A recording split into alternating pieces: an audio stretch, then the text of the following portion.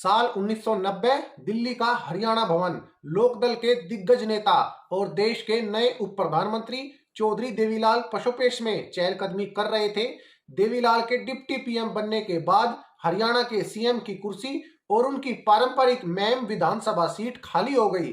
CM की कुर्सी पर उनके बेटे ओम प्रकाश चौटाला बैठे और मैम सीट पर भी दावेदारी ठोक दी, लेकिन एक मुश्किल खड़ी हो गई। दरअसल हरियाणा की खाप पंचायत के बड़े नेताओं ने मैम सीट पर ओम प्रकाश चौटाला की बजाय आनंद सिंह डांगी का नाम फाइनल कर उन्हें देवीलाल का आशीर्वाद लेने दिल्ली भेज दिया।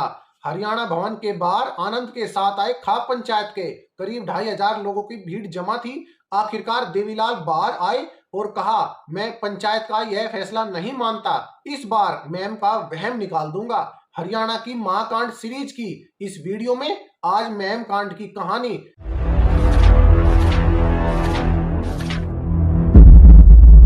जब एक उपचुनाव बना नाक का सवाल और लाशें बिक गई। अगर आप हमारे चैनल पर नए हैं तो वीडियो को लाइक कीजिए, शेयर कीजिए और चैनल को सब्सक्राइब जरूर कीजिए। और सबसे महत्वपूर्ण बात, वीडियो को अंत तक जरूर देखें। तो चलिए शुरू करते हैं। हरियाणा का रोहतक जिला, यहाँ एक तहसील है महम। यह एक छोटे कस्बे जितना इलाका है, लेकिन हरियाणा की सियासत में हमेशा से इसका बड़ा असर रहा है। उसकी वजह यहाँ का 24वीं चबूतरा।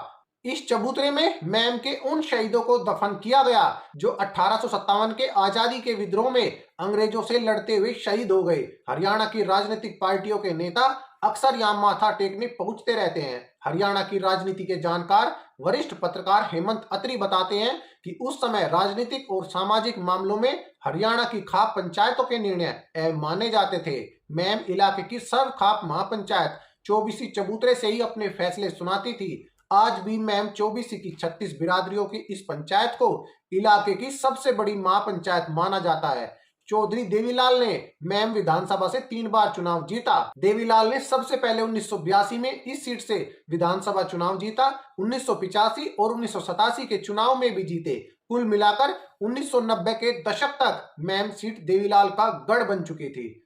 आगे की कहानी दिल्ली से शुरू करते हैं। 1989 के लोकसभा चुनाव में जनता दल की सरकार बनी और 2 दिसंबर 1989 को वीपी सिंह ने प्रधानमंत्री पद की शपथ ली। इस सरकार में देवीलाल उप प्रधानमंत्री बने। देवीलाल ने दिल्ली की तरफ रुख किया तो उन्हें हरियाणा विधानसभा से इस्तीफा देना पड़ा। मैम सीट खाली हो गई। इस पर उपचुनाव होना था। देवीलाल ने अपना उत्तराधिकार बेटे और तब के राज्यसभा सांसद ओम प्रकाश चौटाला को सौंपा। 2 दिसंबर 1989 को जिस दिन दिल्ली में वीपी सिंह प्रधानमंत्री बने, उसी दिन हरियाणा में राज्यसभा छोड़ आए। ओम प्रकाश चौटाला ने सीएम पद की शपथ ली। इस समय चौटाला हरियाणा विधानसभा के सदस्य नहीं थे। संविधान के मुताबिक उन्हें सीएम बनने के बाद 6 महीने के अंदर विधायक बनना जरूरी था। तय हुआ कि उन्हें पिता की खाली हुई मैम सीट से चुनाव लड़ाया जाएगा। वरिष्ठ पत्रकार हेमंत अत्री कहते हैं कि मैम की सीट और हरियाणा में मिले जनादेश को देवीलाल और उनके परिवार ने फॉर ग्रांटेड ले लिया था। देवीलाल कहा करते थे, अपने बेटे को नहीं तो क्या तुम्हारे बेटे को सीएम बनाऊं। यही आत्मविश्वास चौटाला परिवार पर भारी पड़ने वाला था। मैम 24 की पंचायत इस बात से नाखुश थी कि वो आनंद सिंह डांगी को यहां से चुनाव लड़ाना चाहती थी। आनंद सिंह उस समय देवीलाल के इतने करीबी थे कि उनका चुनाव अभियान संभालने से लेकर सभी बड़े फैसलों में आनंद की अहम भूमिका होती थी। 1977 में देवीलाल जब पहली बार हरियाणा के सीएम बने, तब डांगी मैम में ही अपने गांव मदीने के सरपंच थे। देवीलाल के सारे डांगी हरियाणा कर्मचारी चयन आयोग के चेयरमैन बने थे। एक इंटरव्यू में डांगी कहते हैं कि 1982, 1985 और 1987 के चुनाव में देवीलाल सिर्फ पर्चा भरकर चले गए। हमने उन्हें चुनाव के बाद सर्टिफिकेट दे दिया कि आप मैम से विधायक बन गए हैं। उन्हें ये तक नहीं पता था कि चुनाव अभियान कैसा चल रहा है, वोट कैसे मांगे जा रहे हैं, खर्चा कहां से हो रहा है। देवीलाल के बेटे ओम प्रकाश चौटाला मैम सीट से चुनाव लड़ने की अपनी जिद पर अड़े थे। डांगी ने चौटाला के खिलाफ निर्दलीय प्रत्याशी के तौर पर पर्चा भर दिया। उनके पीछे मैम 24 की ताकत थी। हरियाणा के वरिष्ठ पत्रकार धर्मेंद्र कंवारी कहते हैं कि ओम प्रकाश चौटाला के भाई रणजीत सिंह तब सरकार में मंत्री थे। वह चौटाला को हटाकर खुद मुख्यमंत्री बनना चाहते थे। डांगी रणजीत सिंह खेमे के आदमी थे, इसलिए उन्हें चुनाव लड़ाया गया। हेमंत अत्री भी इस बात को सही मानते हैं कि आनंद रणजीत सिंह के आदमी थे। वह कहते हैं कि आनंद के लिए विधायक बनना बड़ी बात थी। उनके मैम से लड़ने के निर्णय के पीछे रणजीत जो थे जो कि खुद सीएम बनना चाहते थे, जबकि देवीलाल का झुकाव चौटाला की तरफ था। आनंद सिंह डांगी एक इंटरव्यू में कहते हैं कि पंचायत ने मुझे लड़ाने का फैसला किया और कहा कि दिल्ली जाकर देवीलाल का आशीर्वाद लो। देवीलाल ने हमसे कहा कि मैं इसको पंचायत नहीं मानता, मैं खुद आकर देखूंगा कि पंचायत हुई है या नहीं। आनंद कहते हैं कि हमारे साथ गए लोगों को बेइज्जती महसूस हुई। देवीलाल एक बार पंचायत से कहते कि इस बार चौटाला को ही लड़ने दो, तो हमारी हिम्मत नहीं थी। केंद्र में भी उनका राज था और प्रदेश में भी। मैं तो लोगों की बात मानकर चुनाव लड़ रहा था, जबकि वह कह रहे थे कि अब की बार मैम का वहम निकाल दूंगा। इसका नतीजा ये हुआ कि जब देवीलाल महम आए तो लोगों में इतना आक्रोश था कि उनका हेलीकॉप्टर तक नहीं उतरने दिया गया था। चौटाला अपने पिता की सीट पर खाप महापंचायत के दबदबे और मर्जी के खिलाफ लड़ रहे थे, इसलिए उनके लिए भी बात हार जीत के बजाय इज्जत की थी। चुनाव मैनेज करने के लिए ओम प्रकाश चौटाला के बेटे अभय सिंह मैदान में उतरे। हेमंत कहते हैं कि साल 2001 में ओम प्रकाश चौटाला के भाई प्रताप सिंह चौटाला की प्रेस कॉन्फ्रेंस में मैंने उनसे पूछा कि देवीलाल के वारिस तो ओम प्रकाश चौटाला हुए, उनके वारिस कौन होंगे। इस पर प्रताप ने कहा कि मैं तो आपको समझदार मानता था, चौटाला परिवार में वारिस नहीं होता, जो पिता को अपनी हनक दिखा सके। अभय सिंह भी वैसे ही थे, इसलिए ओम प्रकाश चौटाला के वारिस बने। आनंद डांगी कहते हैं कि चौटाला का चुनाव निशान जनता दल का चुनाव निशान चक्र था, मेरा चुनाव निशान शेर था। लोग कहते थे कि आनंद सिंह डांगी हमारा शेर है। मेरे साथ स्वामी अग्निवेश, स्वामी कर्मपाल, बाबू मूलचंद जैन, पी के चौधरी थे। ये पंचायत की व्यवस्था पर भरोसा करने वाले लोग थे। मेरे साथ राजनीतिक लोग नहीं थे, क्योंकि नेता लोग सरकार और सीएम चौटाला से डरते थे। 27 फरवरी 1990 को मैम सीट पर वोटिंग हुई। हरियाणा की पुलिस चौटाला का साथ दे रही थी। डिप्टी एसपी करतार सिंह को चुनाव संभालने की पावर मिली थी। उन पर कई गांव में चौटाला के फेवर में वोट डालने के आरोप भी लगे थे। डांगी के वोटरों को वोट डालने से रोका गया। गुस्साई भीड़ ने विरोध किया तो पुलिस ने उन पर गोली चला दी। इसमें कुल 8 लोगों की जान गई। बैंसी गांव में पुलिस को भी नुकसान उठाना पड़ा। डांगी समर्थकों ने यहां पुलिस और अभय सिंह को घेर लिया। अभय सिंह पास के एक स्कूल में जाकर छिप गए। यहाँ एक पुलिस कांस्टेबल हरबंश सिंह को अभय सिंह के कपड़े पहनने के लिए मजबूर किया गया। भीड़ स्कूल में दाखिल हुई तो उसने हरबंश को अभय सिंह समझकर मार डाला।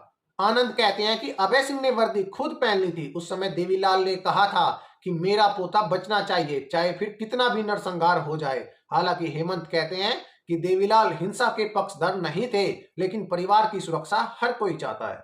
इसके बाद आनंद और उनके समर्थकों ने चुनाव रद्द करवाने के लिए धरने दिए। चुनाव आयोग ने उनकी बात मानते हुए चुनाव रद्द कर दिया। इधर चौटाला सरकार ने पंजाब और हरियाणा हाईकोर्ट के जज एसएस ग्रेवाल को हिंसा के मामले की जांच सौंप दी। हालांकि पत्रकार धर्मेंद्र कंवारी कहते हैं कि वोटिंग के दिन चौटाला के खेमे की तरफ से हिंसा की बात आनंद सिंह डांगी के लोगों ने फैलाई, ताकि इसका फायदा हो। हिंसा दोनों तरफ से हुई थी। 21 मई 1990 को मैम सीट पर दूसरी बार उपचुनाव की वोटिंग तय हुई। हालांकि करीब 3 महीने बीत जाने के बाद भी मैम में हालात सुधरे नहीं थे। ओम प्रकाश चौटाला के लिए एक और सीट खाली करवाई गई, लेकिन वह मैम से ही चुनाव लड़ने पर अड़े हुए थे।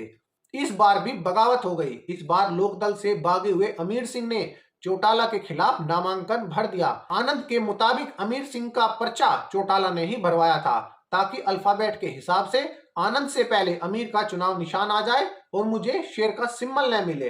हुआ भी ऐसा ही, शेर का सिंबल फ्रीज कर दिया गया। फिर आनंद को छतरी चुनाव निशान मिला। लोगों के हाथों में एकदम से छतरी आ गई तो इसे भी कैंसिल करवा दिया गया। कई चुनाव निशान बदलने के बाद आखिर में आनंद को फूल का चुनाव निशान दिया गया। दूसरी बार वोटिंग होती है। इससे 5 दिन पहले यानी 16 मई 1990 को भिवानी में अमीर सिंह की लाश पाई गई। उनकी हत्या हुई थी। एक कैंडिडेट की हत्या के चलते इस बार भी चुनाव रद्द हो गया। पुलिस ने अमीर सिंह की हत्या के आरोप में आनंद सिंह डांगी, उनके भाई और 2 अन्य लोगों के खिलाफ मुकदमा दर्ज कर लिया। तब के डीआईजी वाईएस नाइकी फोर्स लेकर डांगी को गिरफ्तार करने उनके गांव मदीना पहुंचे। डांगी के लोग सामने आ गए। एक बार फिर से पुलिस ने गोली चला दी। पुलिस की गोली से 3 लोग मारे गए। इन 3 लोगों के नाम थे हरि सिंह, प्रेम धीमर, राजकुमार वाल्मीकि। इसे मैम कांड से जुड़ा मदीना कांड कहा जाता है। आनंद कहते हैं कि मेरे घर पर 365 पुलिस वालों ने धावा बोल दिया था। मुझे 3 मंजिल की छत से कूदकर भागने का वक्त मिल गया। वहां पर 3 हत्याएं हुई। 8 आम लोग भी गोली लगने से घायल हो गए थे। 1.5 घंटे तक लगातार फायरिंग हुई। उस समय मेरा घर जलियांवाला बाग की तरह छलनी हुआ पड़ा था। हम छिप छिप कर समय काटते रहे। केंद्र सरकार के कहने पर सुप्रीम कोर्ट के रिटायर्ड जज डीपी मैदोन ने अमीर सिंह की हत्या और मदीना में हुए कांड की जांच शुरू की, लेकिन दिसंबर में यह कहते हुए इस्तीफा दे दिया कि हरियाणा सरकार जांच में सहयोग नहीं कर रही है। अब तक मैम का उपचुनाव केंद्र सरकार के लिए भी सिरदर्द बन चुका था। प्रधानमंत्री वीपी सिंह पर कार्रवाई का दबाव बन रहा था। वीपी सिंह की सरकार को समर्थन दे रही बीजेपी चौटाला के इस्तीफे की मांग कर रही थी। लोकसभा में तब के नेता प्रतिपक्ष राजीव गांधी भी चौटाला के इस्तीफे की मांग कर रहे थे। आनंद के मुताबिक राजीव गांधी उस समय मेरे गांव मदीना आए थे।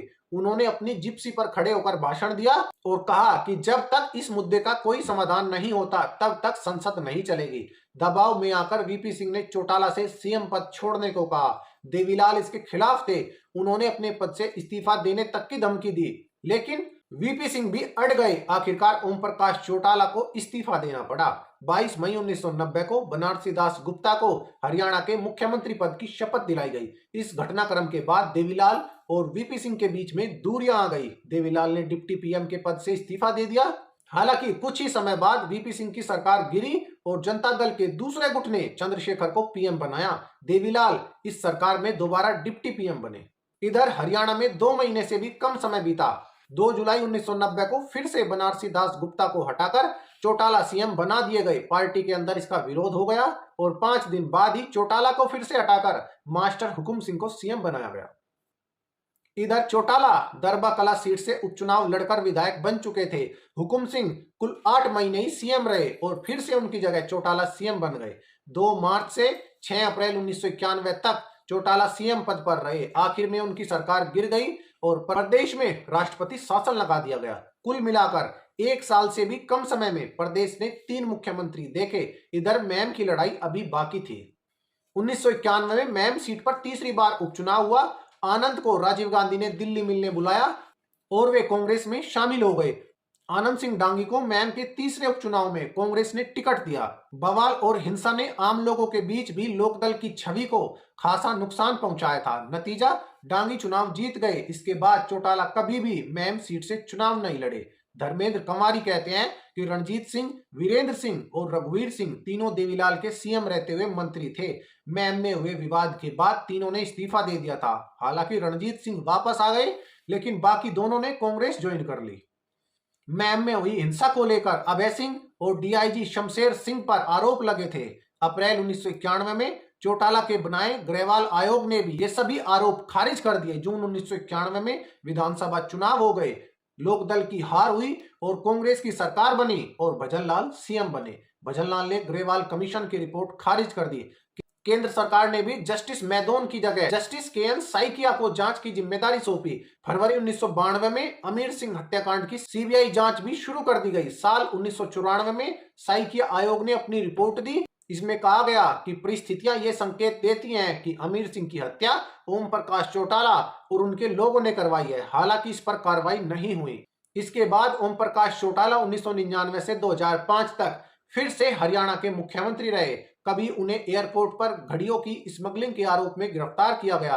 कहा जाता है कि तब देवीलाल ने उन्हें अपने घर से निकाल दिया था। 1999 से 2000 के दौरान हरियाणा में हुए शिक्षक भर्ती घोटाले में भी चौटाला को दोषी करार दिया गया। इस मामले में वे 9 साल 9 महीने तिहाड़ जेल में रहे। जुलाई 2021 में उन्हें रिहा कर दिया गया। धर्मेंद्र कंवारी कहते हैं कि आज तक यह नहीं पता चल पाया कि मैम कांड का असली दोषी कौन है। ओम प्रकाश चौटाला और रणजीत सिंह की अदावत सड़क पर आने के चलते मामले ने तूल पकड़ा और चुनाव जीतने की जिद में हिंसा हुई। अब आप सभी इस बारे में क्या विचार रखते हैं, तो कमेंट सेक्शन आप सभी के लिए खुला है। अपने विचार रखिए और जाते जाते वीडियो को लाइक कीजिए, शेयर कीजिए और चैनल को सब्सक्राइब जरूर कीजिए।